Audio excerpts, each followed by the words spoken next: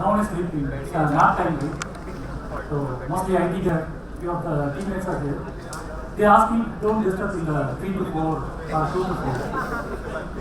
So that's how we run the company, and definitely it's an interesting topic because real-time analytics and smart streaming, right?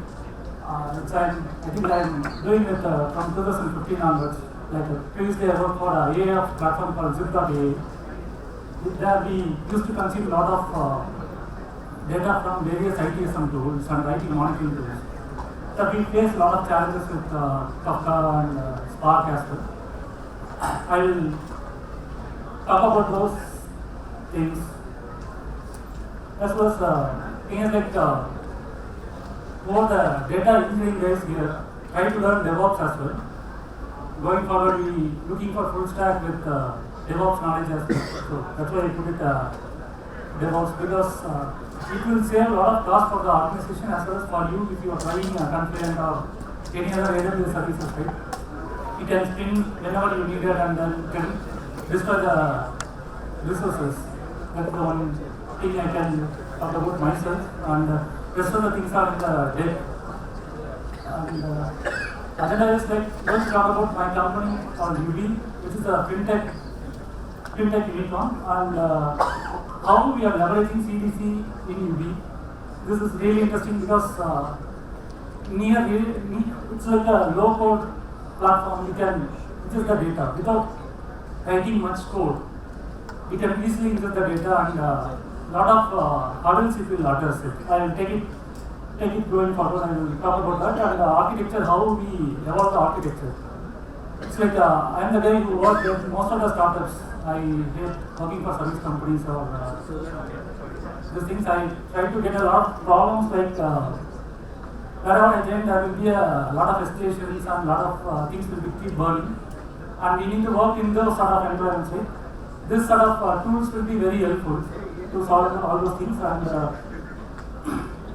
since it is a fintech, we need to serve a lot of reports to the downstream. We work with banks and other NBFCs, so that we used to serve a lot of reports. I will talk about that, how we evolve the architecture and how it's addressing the current issues, and running a ML view models in using Spark streaming, as well as I will attach the link there so you can go through that. And while talking about Yubi, it's like a phenomenal company for me who are want to be a tech savvy or want to explore a lot of challenges, lot of burning issues. Come and join with us so that you can also study us like how we are doing it right now. Thing is, like we are running a marathon in the sprint speed, right? It's like everyone will be in the very fast pace, and it's for example, the company to become a 1.3 billion valuation within 1.5 years, it's a phenomenal achievement for a company, and so all credit goes to the founder, Kumar. And these are the things usually do it in fintech.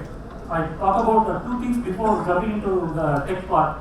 I want to address the two major achievements. Or see here, a lot of people talk about data monetization. Do you think that Yubi last year acquired two companies? One is for collection, one is for underwriting. Underwriting is like nothing but, for example, if some corporate or some private limited company is going to apply a loan, and the bank need to do due diligence, and they will come to us since we have all the data of all the MCA registered companies and up to date. For example, XYZ company is applying for a loan, and the company we acquired called Corpus, which is having all the data about that company. It's publicly available. We crawl and do a lot of, crawling and another way of getting the data. Right? We have call centers as well. Some guys will do manually. And do you know the value what we acquired that Corpus? They have only the 20 lakhs of record. That they can serve those records with RDBMS database itself. Literally, they don't have any data lake or anything. Do you know the value of that company? It's 100 crore. We got it for 100 crore. The value it brings, right? It's turnover is more than 20 crores, which is like the value it's at, right? We can from the tech perspective, we won't believe that having a 20 lakh of record of specific companies with the accurate values, which can yield 100 crore worth. So that is the power of data and how it makes us to work on the data. It became more interesting to us, right?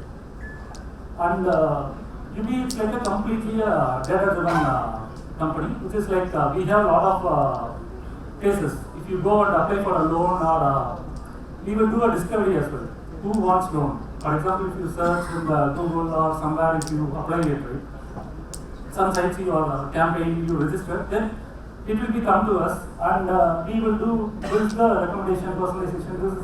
This models won't be interesting to the data engineer, so I am skipping it. And we do discovery and credit evaluation is the company which actually will do it, and execution Yubi will take care of it, and the fulfillment it's already once the loan is processed, that the loan will be processed. And if you take Yubi to be put it in a general form, like Yubi is like a AWS marketplace.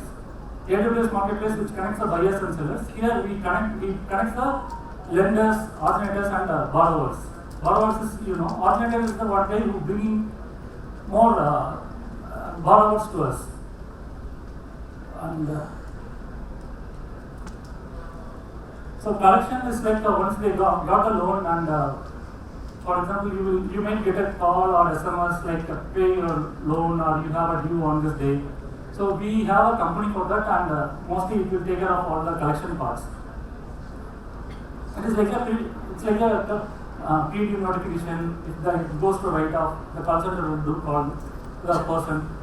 For example, we will get a lakhs of borrowers' information every day, and we can't have, without automation, nothing is possible here. So we have bots here, as well as digital campaigning system, as well as we have some systems for campaign management as well. The last bucket is like it goes to the call center. Until it won't go, if they paid already, then it will be automatically terminate the calls, and it won't do the campaign again. Since it's a startup and it's a newbie, it's like first it started like the system is nothing, like a 3-tier architecture or 2-tier architecture, whatever it may be. We have RDS and replica set, and from there all the reports to downstream reports, everything is served. Think about that is no data engineers, data scientists or anything. Whatever the data comes, it will be come to us, and then it's served to the downstream reports. Everything will go like this, and it has a lot of challenges as well.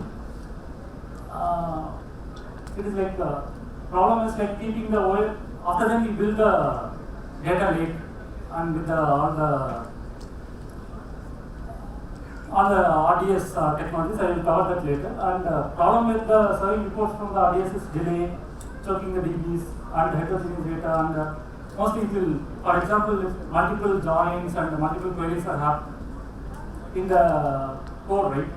Mostly reports will have a huge number of lines of code, as well as various joins will be there, and it definitely chokes the RDS, and data will be a low quality at that time. Initially, it's like loan. First, we will get only the lead names and basic information. Later, we will get enrich the data by doing machine learning models and everything. I will cover it in the next slide. So, this is the proposed architecture for ingestion. Previously, it's like it's the serving from the RDS. Later, what we did is like we try to do the real-time ingestion from the RDS and MongoDB and various services. Like we use the DBCN and Kafka connectors. We use Kafka connectors, as well as concurrent Kafka. We go for concurrent Kafka because Apache Kafka, we need to manage the services. So for that, we need to put additional resources for managing it. What we feel is like managed services will save a lot of cost for us. And we have a concurrent connect as well. Actually, last session also they talk about the managed connectors, which is from concurrent Kafka, so that it's like directly connects to the various sources. And also, did you know about the dual writes?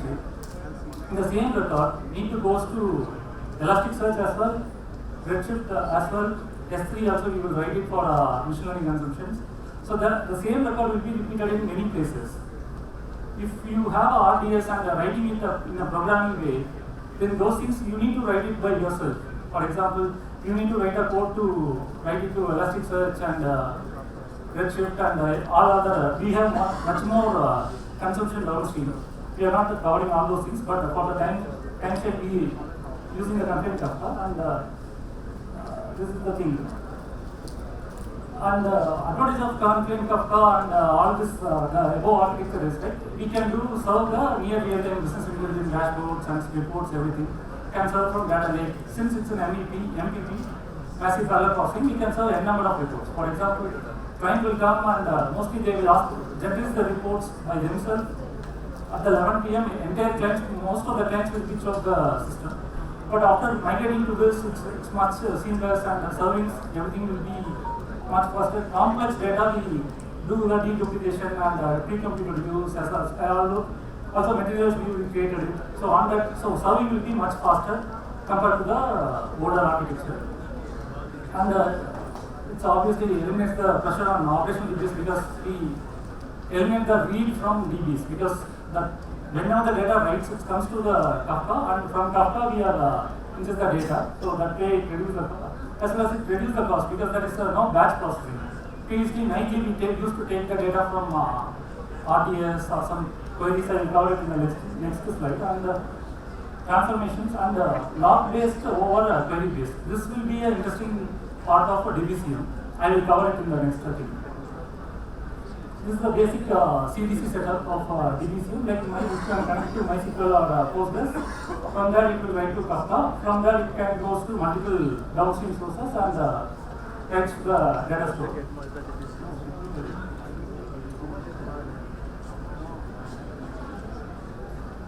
See, why we should not use query based, right? That is, query based means like we are polling the data often, every 5 minutes or every 10 minutes we used to poll the data. So that is like that is little costlier compared to, that is easy to query but requires a fewer permissions, right? Accessing to all the tables and read permission, getting a permission from the system, it takes longer time. And we can't track the data, deleted data in between. For example, I am polling after some time. Might be there is a chance for deleting of those records. That can't be tracked. But tracking multiple events between the polls, right? For example, I am polling every 5 minutes. The events, for example, that loan status change from pending to process or process to computer or anything. If it's happened within the 5 minutes, then we can't capture it. So that is the disadvantage of query based. And log based is like a DBCM supports a log based. Log based is like nothing rare if you in the replication slot or val writes it. The database changes, everything will be tracked in that logs. So DBCM uses the logs to capture all the changes. There is no polling delay. Whenever the log changes, it strikes to Kafka. It will be a real time, might be a milliseconds of delay, and it's easy to develop the application because there is no code to need to be written. Only the configuration you need to do, and some basic SQL queries and some streaming implementations need to be done, and can capture the deletes as well. If it's deleted, the data will be available, and it will become as a complete schema structure like this, as a JSON. It contains, if it's a deleted status will be there, and schema table name will be there, and if the new column addition, that also will come along with this info message. So it will be, no need to query the DB or understanding the schema, right? It will be much easier if you use Kafka and adhesive. And why we go for constraint Kafka, right? It's easy to deployment, and management will be done by the constraint side, and auto upgrades. So upgrading versions, right, in the production system it will be very hard. But if you use constraint Kafka, it will be much easier. And uptime is 99% secure, and everything will be available in the net. So I am going to the next slide. Article logs. This is the one example what I want to cover it here.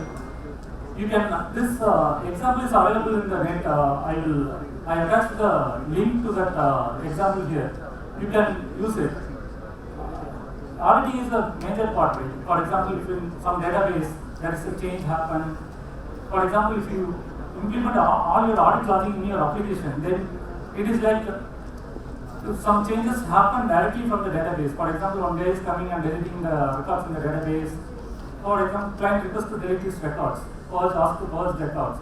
Then if he deletes directly from the database, then we don't have the track of those information. That will be a major challenge for us to keep the audit in sync. So this DBCM and Kafka will address this without seamlessly. And auditing is a regulatory requirement. Since we are a fintech, we need to maintain all the regulatory compliance as well. We need to have the data. And if you implementing the auditing logic in your application, it will increase the latency of your system as well. It will slow down your application. And triggers, we can implement triggers also, but it won't capture the delete all those things. So this is the one architecture. This is available in internet. You can Bernard Modeling is the guy who predominantly contributed for DBCM open source project. So you can use this slide, or you can get the link in the next slide. Organizers will share the deck. And if you see that, right, there are two tables are there. The vegetable events and the enriched vegetable events. And this one is loosely coupled. If we implement via CDC, it will be completely loosely coupled, and no impact on the OLTP transaction. Right? Even if you are polling, the database will get slowed down if you do the polling. But because of CDC, that is the time. And Kafka streaming. See this. It's like one major part we need to achieve is like order guarantees for the change events. For example, one table you change, but it's not receiving the streaming part. It's taking longer time, right?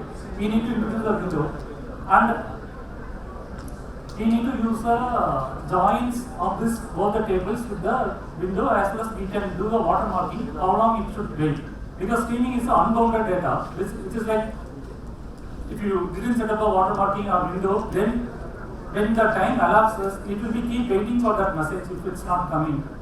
Then this aggregation will take longer time and it fails. That's why even if you have a Kafka table or even Kafka streaming or Spark streaming, you need to do a windowing correctly. Even based window will be a better thing. And one more problem is like if failovers are happening in DB, if you are going with the DBCM, these are the points you need to be taken care, because this failures will lead to your DB. It will impact the DB. For example, replication slot rate, all will grow tremendously if you didn't consume the data. That will be a major challenge. And next part is like we have a co-lending product. So I will, since running out of time, I will explain it quickly. So co-lending is like one of the major part. So even credit, Slides or SRP or all are our customers. So for example, credit and for example, you are having a credit card bill and you want to pay the bill, and you are running out of money, you can avail a loan in the credit. So if you raise a request, it will land to us. If it's land us, we need to solve within a few seconds. Otherwise, they will go to some other providers. So our system should be latency. It should be a near real time, and we need to do the proper response. So for that, we have some of the ML models. It will do the customer profiling, credit performance, and product profiling, everything. And scoring is like a risk scoring in the banking sector or in the fintech. It's the major part. For example, if that profile is landing to us, and if we calculate the score which is outdated or it's not up to the mark, then we will end up in losing the customer, or we will give the loan to a risky person. So calculating the score, everything will be done on demand. And these are some of the models. I will skip this because this KYC extraction will be there. For example, they will upload the Aadhaar card, everything will be there. So we need to extract the information by using OCR or CV, computer vision models, extract and transform it and writing it to the correct DBs, update the right DBs and address everything. So this documents also will come, financial documents will be there. For example, if you are sending a loan to the companies, corporates. But KYC will be for retail buyers as well. And how we are solving this risk score model, right? How we are solving is like we will get a streaming data. The data will be flow from the, for example, credit in credit you are applying for a loan and it's coming to us, and we use the streaming data. It will be streamed to the smart streaming, as well as static data will be there. Some of the static data frame, it will be served from Athena or Parquet or some other downstream, upstream database we will store it. And we will serve those data to the Spark streaming library. In that case, right, that model serving will happen from Spark streaming, and model training will be happen with the static data. And there will be a window. For example, there will be a 1 second or 10 seconds or 2 seconds of window. If it's not, we will aggregate a lot of other data as well. If it's aggregate and we are able to produce the model, then we will serve the data to the downstream topic. We have one more topic. And from there, it will reach the application. Microservice will take care of consuming the data, processing the approved or rejected, everything will be taken care of by the downstream application. This risk score model will do the whether we can give it or not. So it will come up with the risk score and give it to the downstream. And this example I have attached as a fraud detection. One Git repository will be there. If you can avail from the organizers, you can avail those Git repository. It contains all the layers, like from ingestion to displaying it in the front end way. By using a class cap, it's there. You can leverage that, as well as it contains the Terraform code, which you can use it to spin it in the AWS. Any questions?